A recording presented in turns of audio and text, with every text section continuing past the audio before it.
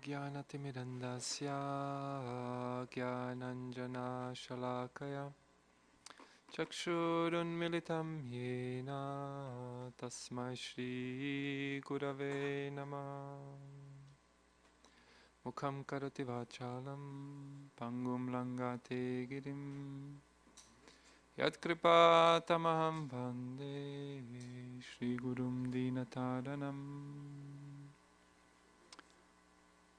Panchakalpatarubhyascha Kripa Sindhubhya cha Patitanam Pavanebhyo Vaishnavebhyo Namo Namah Shri Krishna Chaitanya Prabhu Nityananda Shri Advaita Gadadhar Shrivasadi Gaura Bhakta Vrinda Hare Krishna, Krishna Krishna, Hare Hare, Hare Rama, Rama Rama, Hare Hare.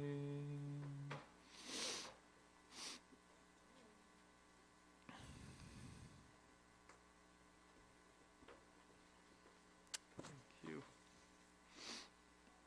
Prasade Sarvadukhanam Hanir.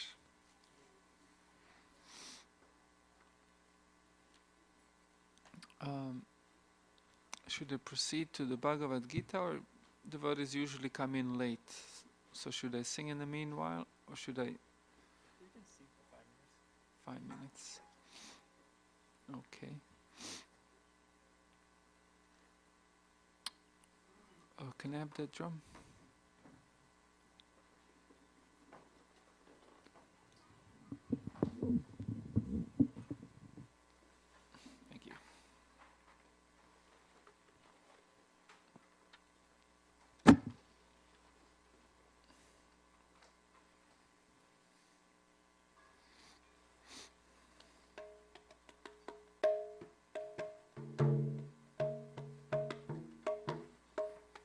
Jaya Radha Madhava Kunja Bihari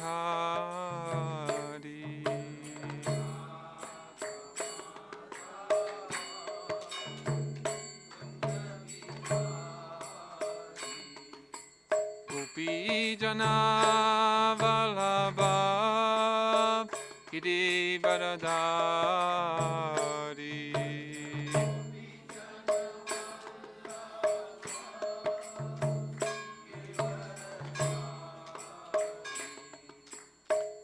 Jana Vallabha Giri Varadari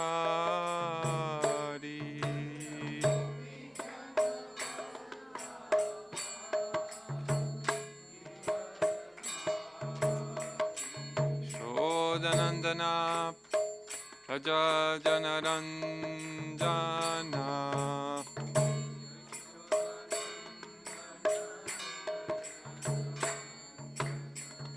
Yashodanandana Raja Jana Ranjana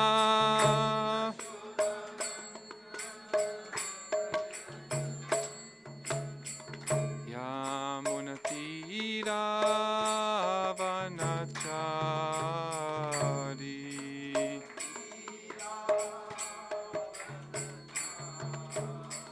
Yamunatira Vanachari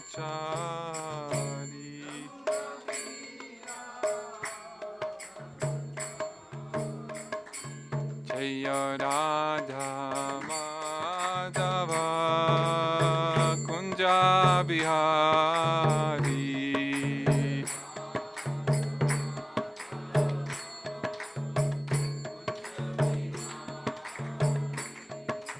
Radha Madhava Kunja Bihari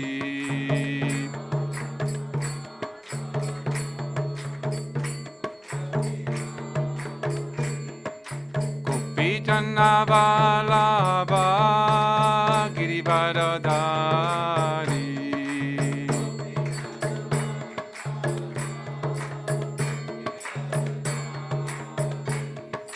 Gopi Jana Vallabha Giri Varadari Radari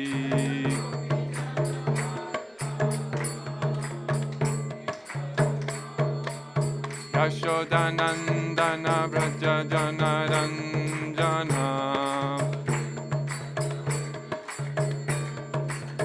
Yashodanandana Vraja Janaranjana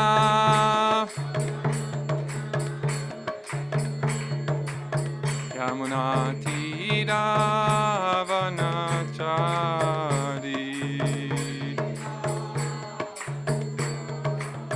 Yamuna Tira Vanachari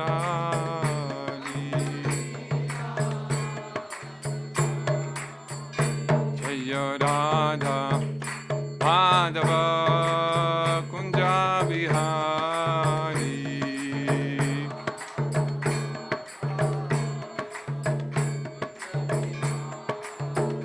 Jaya Radha Madhava Kunja Bihari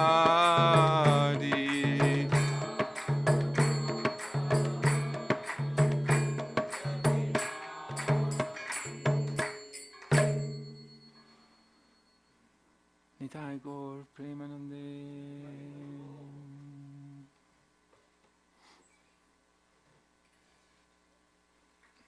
That's a nice mridanga.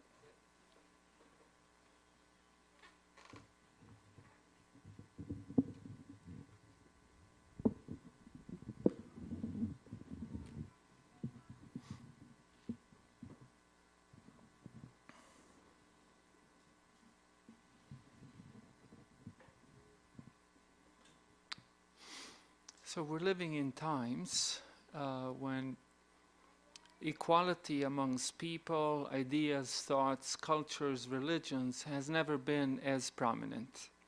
As a matter of fact, modern people insist on equality almost to an unbalanced extent.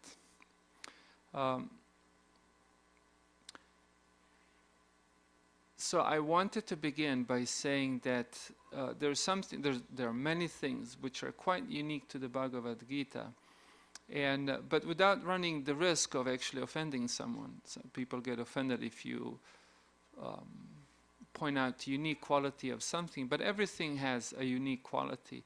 And one of the prominent unique qualities of the Bhagavad Gita is not that it is a religious text, but it is one of the very, very few religious texts that is philosophical by nature.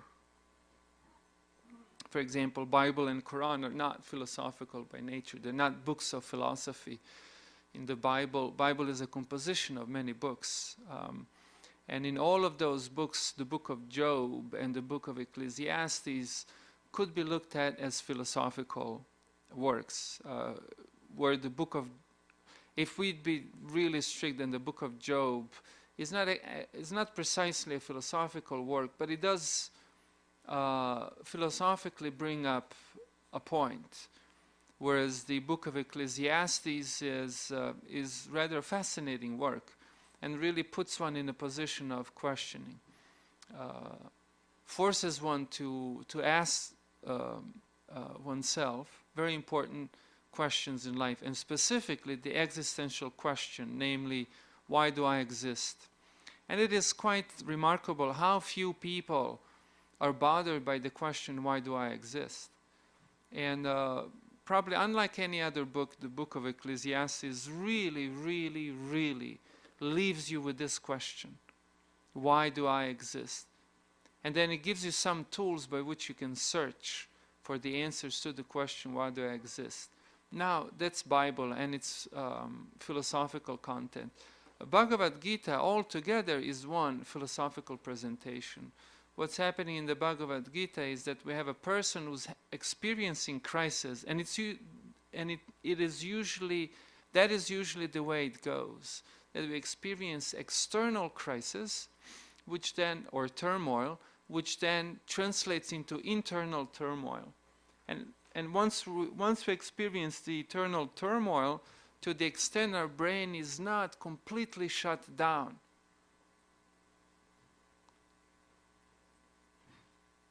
to that extent, the question, why do I exist, presents itself. So Arjuna found himself in this very uncomfortable situation, and thus the Bhagavad Gita. So in many ways, well, in this one important way, Bhagavad Gita is really unique. The whole book is a philosophical presentation. Another interesting thing, typically religious traditions are based upon one work or one book. And that one book tends to be looked at as the revelatory book, their connection with God. The God gave him that book, and through that book they are in contact with God. However, in Vedic tradition, it's not just one book, it's many books.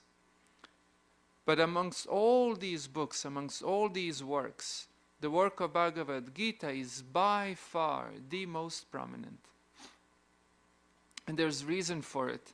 Not because it's short, because Bhagavad Gita is relatively short, only 700 verses. Bible, how many verses Bible has? Even more than the Bhagavatam, I think. It doesn't matter. But so in comparison to Bible, let's say, Bhagavad Gita is very, very, very short.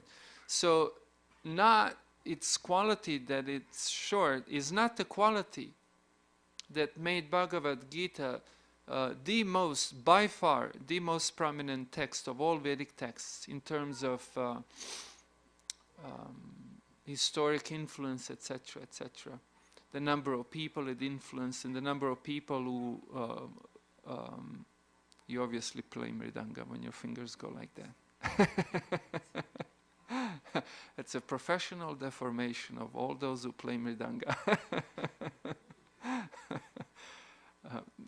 So I just noticed, no problem.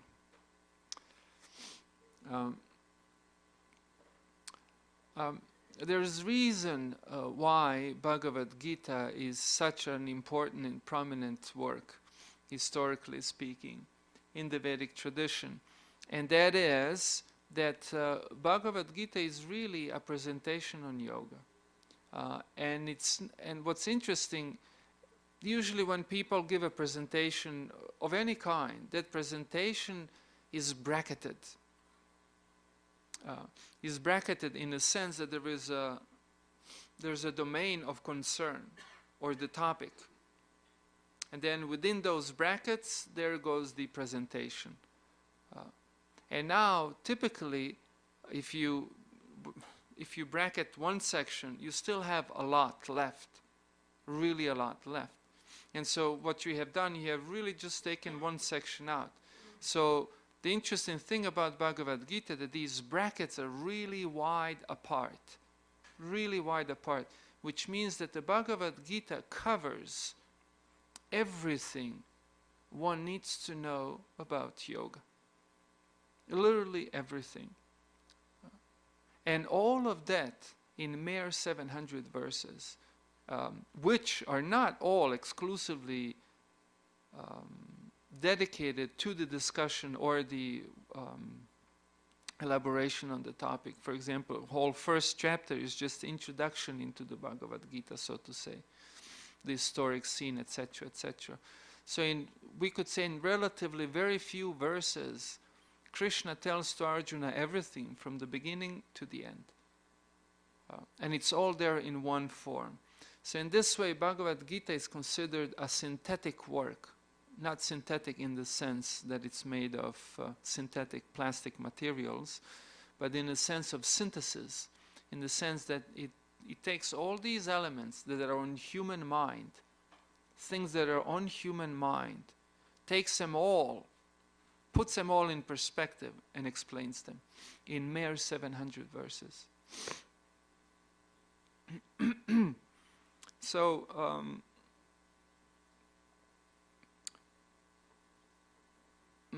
typically if we're interested in something, we're interested because it's relative to us. For example, people who are interested in gardening may not be interested in, I don't know, what do people do? I don't have any hobbies, but fixing cars, vehicles. And so the person who's all into vehicles is absolutely incoherent to the person who's into gardening, because one is interested in gardening and the other one's interested in automobiles. And they have no overlapping area. Did someone say overlapping? Thank you. There's no point in which they meet. So in this way, typically people who have who don't find something relevant show no interest in it. And the fact that so many people throughout history have shown interest in Bhagavad Gita means that Bhagavad Gita really, really, really, really speaks to humans. And really to humans who are in this messy world. Arjuna found himself in one messy situation. In one remarkably messy situation. And the situation was messy externally. Bhagavad Gita opens by immediately placing us in the position of tremendous tension. What is the tension? War. There are people on one side and there are people on the other. And they're about to attack each other. Anyone here been a soldier? I have. By some universal mistake. No mistakes in the universe. I was a soldier in combat, and the prospect, the possibility, not so much the possibility that you may die, but the possibility that you may die by objects being pushed into your body, it's absolutely horrifying.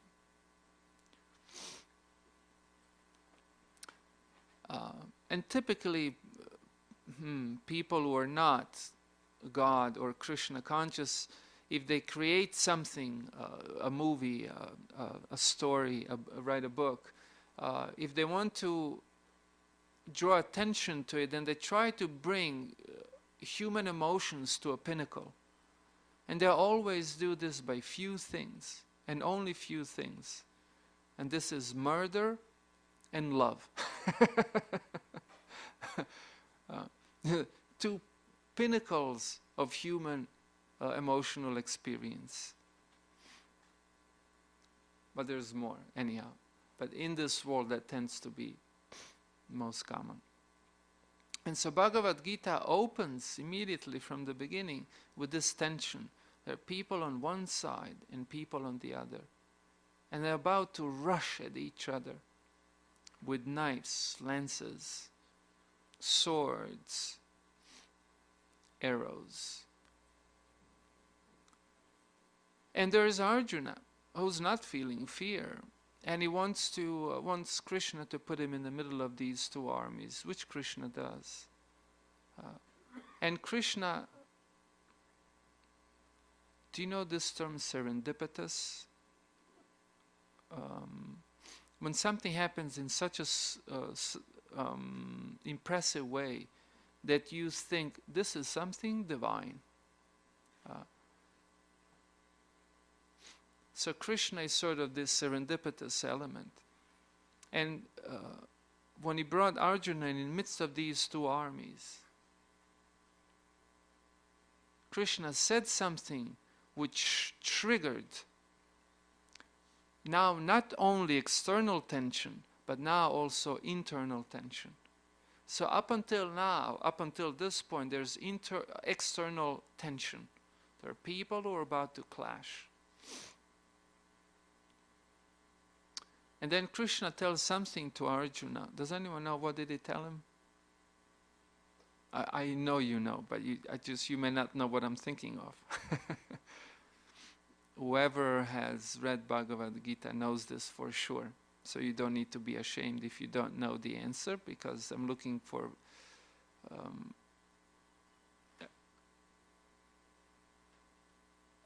Okay. Yes. No, no. He said that for sure. He told him many things. But right in the beginning of the Bhagavad Gita, Krishna told something to Arjuna which triggered internal turmoil. Up until that point, there's only external turmoil. Krishna said like, look both sides, soul. Very good. Very good. Can this devotee get some Mahaprasadam afterwards? Very well. Very well. We have a scholar of Bhagavad Gita amongst us. Thank you. That was very well. See, Krishna heard you. Oh, Krishna, that's straight from Radharani's hand. Right?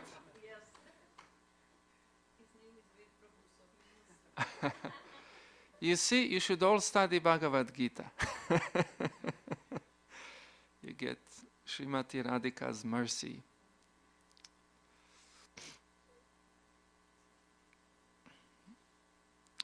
Srimati Radharani inspired Pujari to give you that.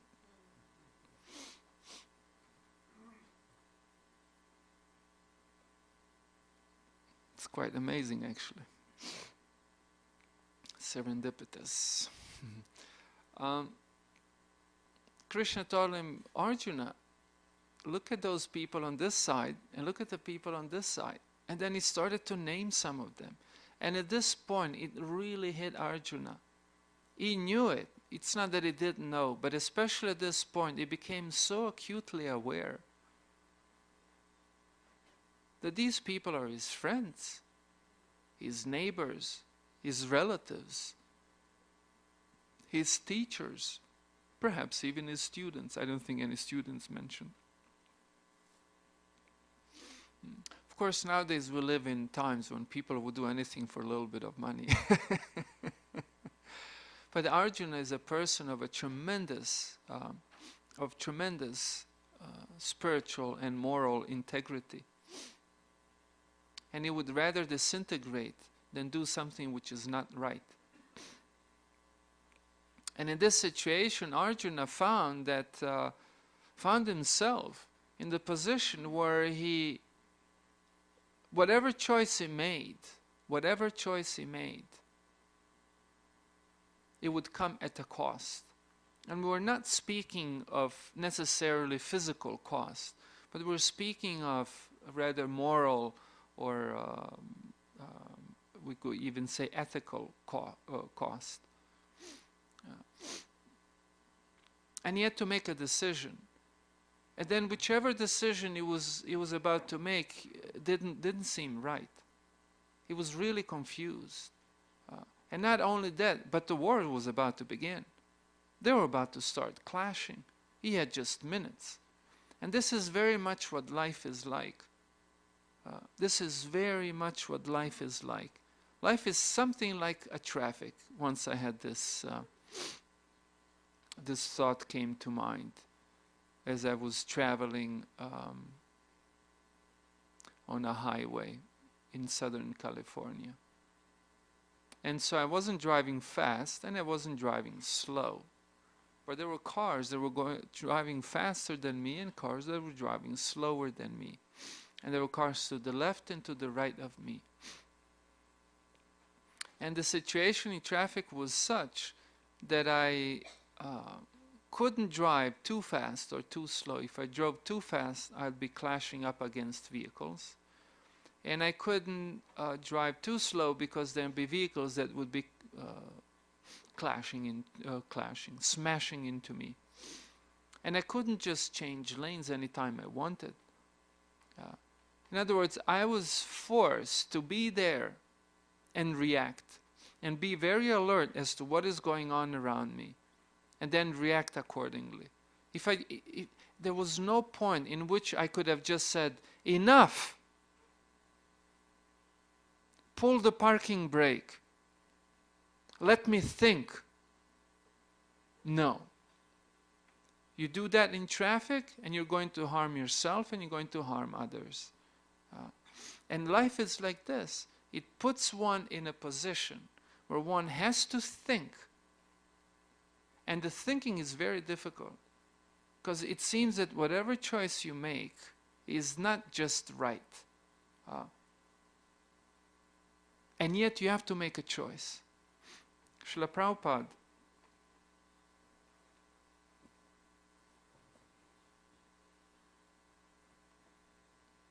it appears that Srila Prabhupada typically put a lot of pressure on his disciples to do things. And then when they would do things, they would often do things not right. And then Srila Prabhupada would chastise him. And ordinarily, a person might think, excuse me, this is not right. First you're pushing me to do something. And then when I do it and I don't do it right, then you chastise me. Because life is such.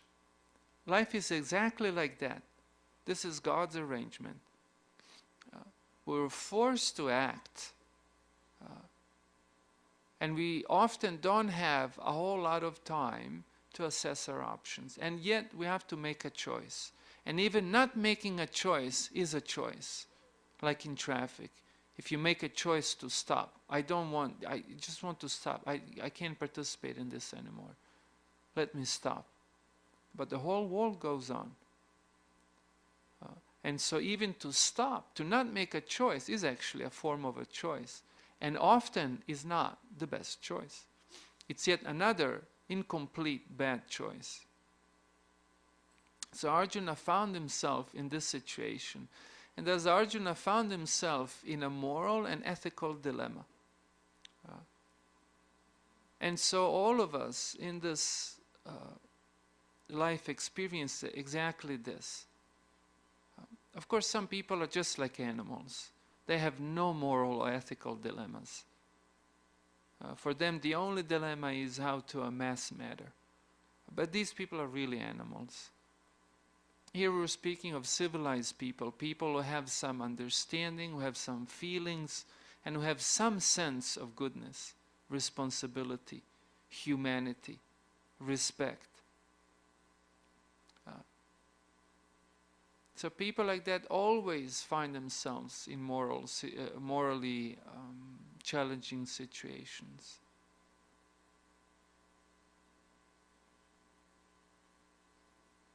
Like some devotees, for example, they have children. Then they wonder what school to send our kids to. Over here they're going to learn, I'm not even allowed to say in public, but because it's illegal, but there are even legal things which are incongruous with the Vaishnava theology. So should I send them to that school, then they're going to learn that, and that thing. If I send them to this school, they're not going to learn that, but then they're going to learn other things from the bad association, etc., etc. Should I not send them to school? Should I educate them at home? And like this, one finds oneself in, this is just one example, but we morally reason really a lot. And we find ourselves in a situation like Arjuna. And what's interesting, Krishna did not merely tell Arjuna, because in one point, right, Arjuna just broke down. He literally collapsed under the pressure. And Krishna didn't tell him, okay, Arjuna, here's an answer for you. Fight or don't fight. He didn't tell him that. As a matter of fact, he told him to fight. But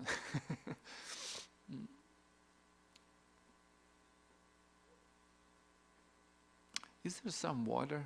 I have a throat infection, so some warm water helps. When I speak, then there is pain.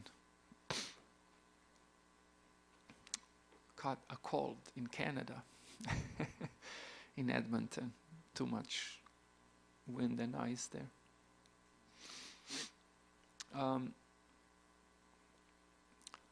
It's interesting that Krishna didn't merely give him a ready answer.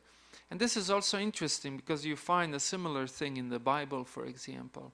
in that book of Ecclesiastes. As a matter of fact, one of our sannyasis, His Holiness Jadvaita Swami, wrote Vaishnava commentary on the book of Ecclesiastes, which he titled Vanity Karma. Anyone read the book?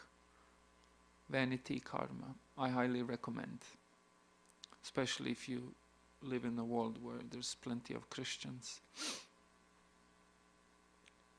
Published just last year, I think, or 2 years ago. Time flies. Just like in the book of Ecclesiastes, the author of the book, who's an unknown person, brings you to this point of tension where you're really, really thinking, so what's the goal of life? What's the purpose of life? And then at the end, he gives you only the tools to search, but does not give you an answer. And this is one way to end it, because typically, thank you. Because typically people are lazy. They just want a ready answer. Give me an answer. Guru Maharaj, give me an answer. But we have to understand, in order to correct ourselves, we have to change our consciousness. And in order to change our consciousness, we have to come to understand. But in order to understand, we have to really think.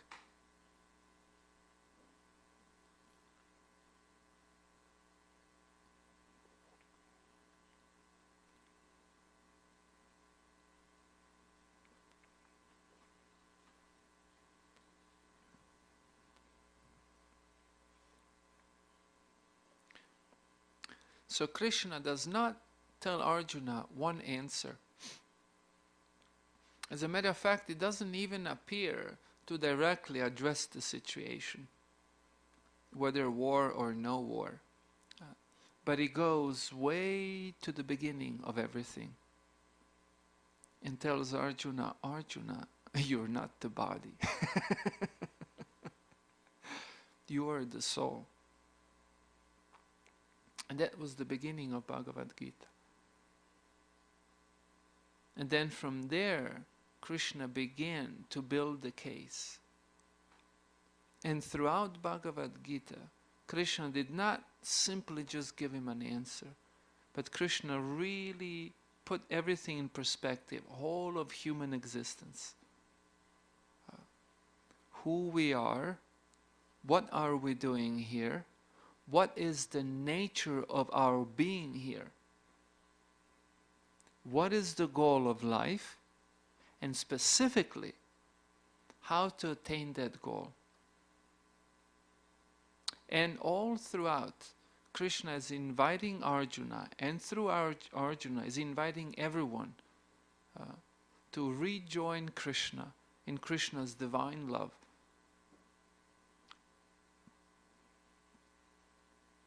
As the goal of life. And Krishna goes through everything, the pullings and the pushings of the senses, the attraction and the repulsion of the senses, the influences of the three modes of material nature, the nature of incomplete spiritual effort, the nature of the introductory level or basic concepts as to how to make progress in spiritual life, to ultimately the, not the shortcut, to the shortcut, the process of bhakti, then the nature of bhakti, then how to cultivate that bhakti. And then at the end, he asks them, is that okay? Have you understood it? Should I repeat the whole thing? Do you have any questions? And after going through all of this, it was very clear to Arjuna what he had to do. And what's interesting, the problem is not so much in what we have to do, but why we have to do it and how we have to do it. And we'll see that in Krishna consciousness, it's not most important what we do, but why we do it and how we do it. But more about that tomorrow. That will be for tomorrow's tomorrow's discussion. But this is just an introduction into Bhagavad Gita. And if I may go back to the beginning, because of this, Bhagavad Gita is rather a unique work in the world of religion. For example, if you read all of the Bible, there's no mention of the soul, not even once. By reading all of the Bible, you will not learn that you are a soul. There's mention of something that could be translated as a soul, but it usually refers to emotions, to human judgment, to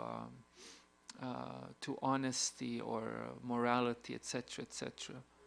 But the concept, for another thing that in the Bible is not mentioned even once, that is, where did we come from? And up until the New Testament, the question, where do we need to go, is also not answered. So Bhagavad Gita is really, really unique.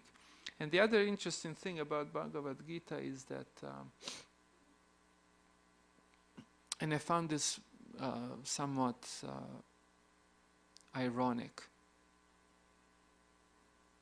feeling proud of their national identity, I was invited a few times by Indians to speak on the Bhagavad Gita so they could feel Indian. But Bhagavad Gita is not Indian. Bhagavad Gita begins with the concept that you're not Indian. For example, some more water. Thank you.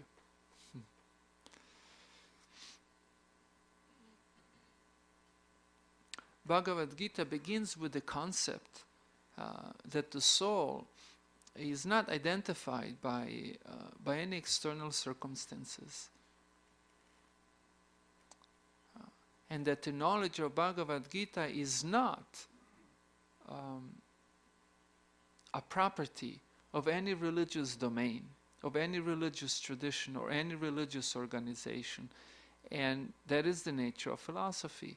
Because it transcends it is truly transcendental. It transcends the boundaries of anything terrestrial. Do you know the word terrestrial? Yeah. Terra means earth. Terrestrial means earthly.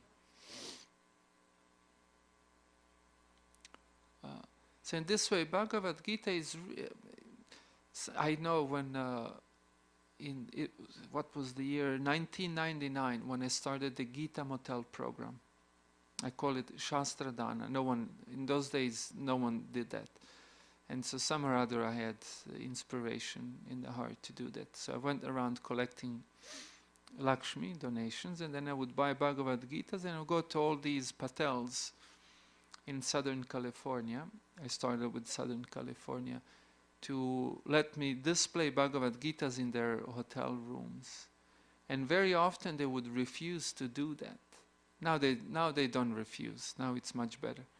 But in 1999, Indians have not been as well established in North America as they are now. Now, I'm not sure what's it like in Canada, but in the States, Indians are just as common as any white people or black or red or whatever. So they would often refuse. And one of the reasons why they would refuse is because they were Indians and they did not want to display an Indian book. Because they wanted to, they were businessmen, they wanted to integrate in the American society. So please don't feel like that. Bhagavad Gita is not an Indian book.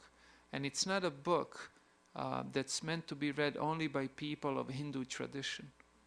It is a philosophical work that addresses all humans, because all humans find themselves in the position of Arjuna. And the position of Arjuna is, again, that there is external crisis, which tend to trigger internal crisis, and then there is the moral or ethical turmoil. And under all that pressure, the person tends to become just ignorant, confused, as Krishna told Arjuna. I'm now confused. You please, what is that, 2:8, 2, I think it's 2:8, something like that, in the beginning of second chapter.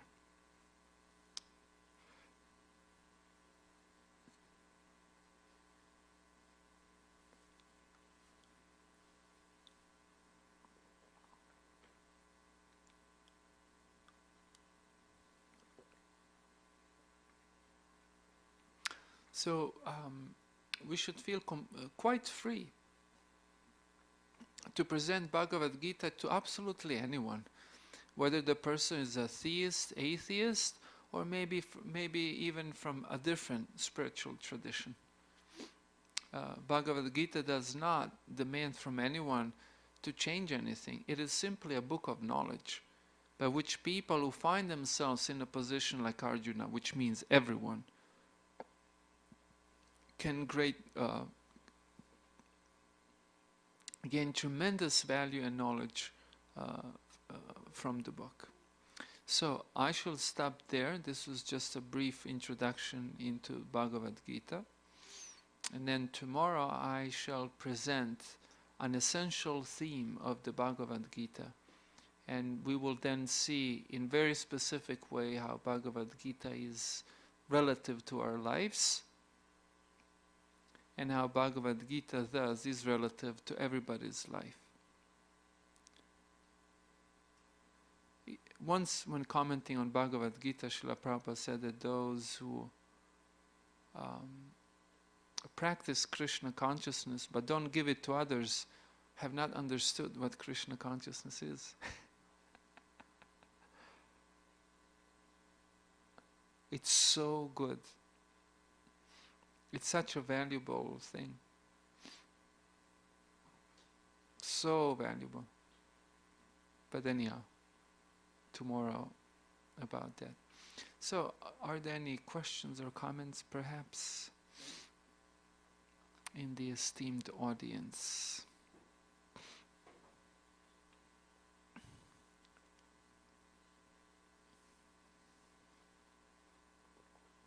Yes.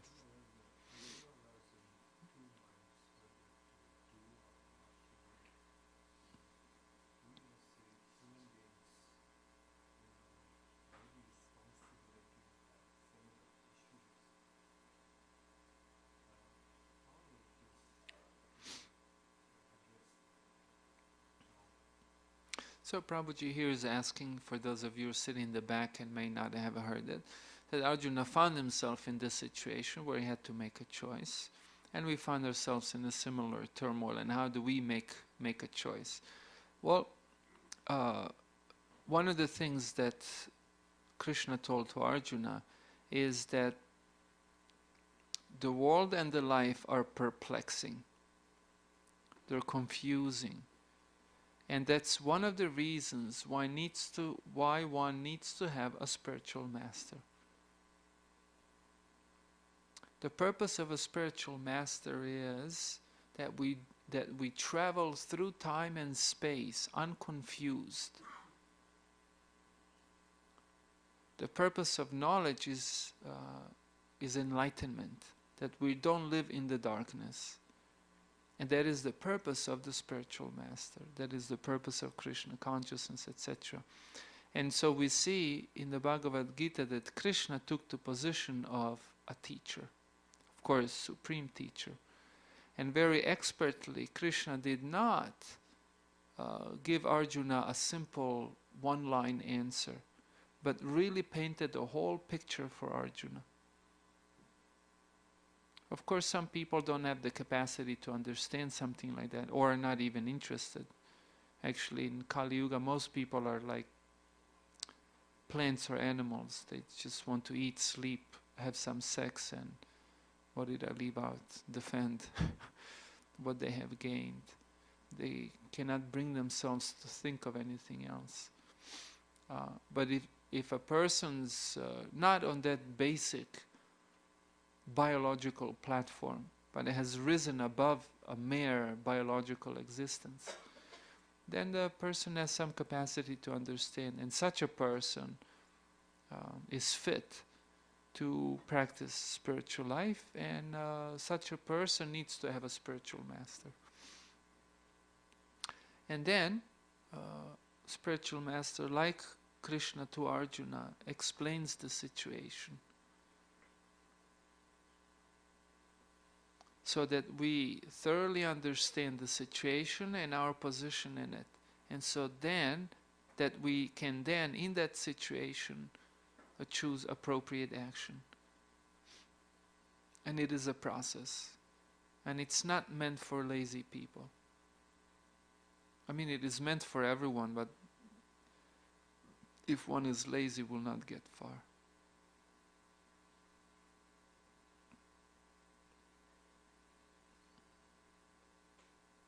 It is not complicated, it is simple, but there is some sophistication to it. Just that the material world is complex. So therefore getting orientation class from Krishna or the Guru is necessary. Is that okay? Okay, anything else perhaps?